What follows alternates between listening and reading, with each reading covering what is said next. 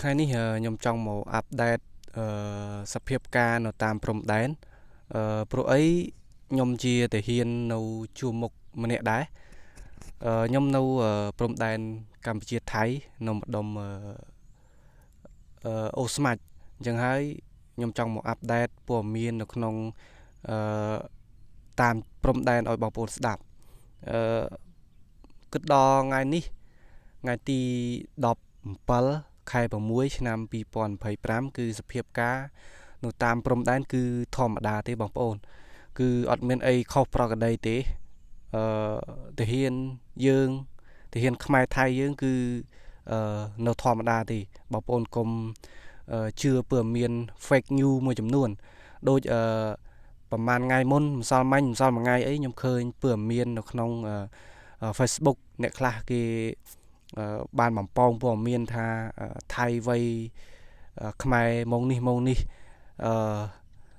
ថៃត្រៀមវ័យហើយអញ្ចឹងឃើញបងប្អូន share ច្រើនអញ្ចឹងហើយខ្ញុំអត់ចង់ឲ្យបងប្អូនជឿព័ត៌មានតាម page មួយចំនួនដែលដើម្បីតែ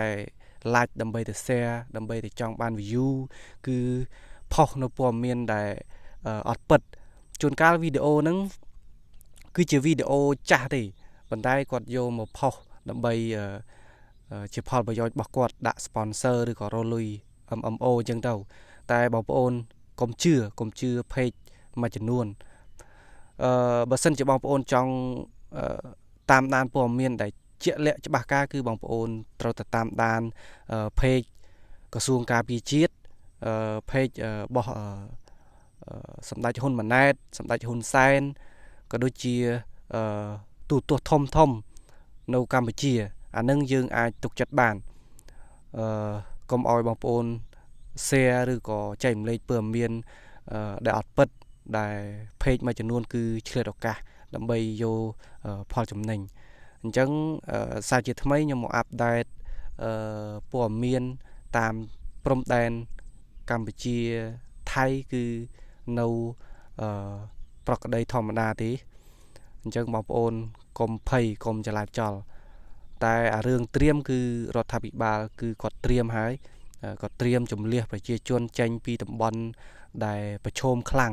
ដូចនៅមុំ3អីថ្ងៃនេះឮថាគាត់ចាប់ផ្ដើម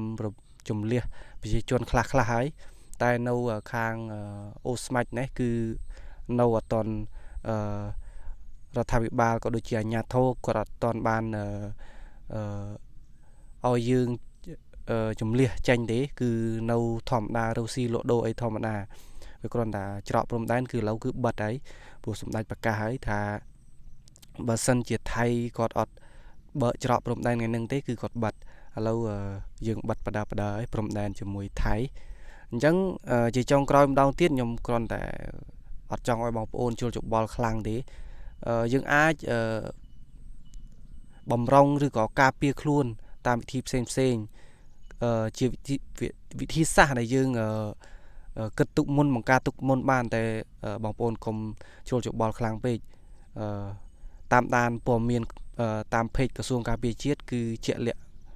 ជាងអញ្ចឹងហើយអរគុណបងប្អូនអរគ្នាហើយជួបគ្នានៅវីដេអូក្រោយ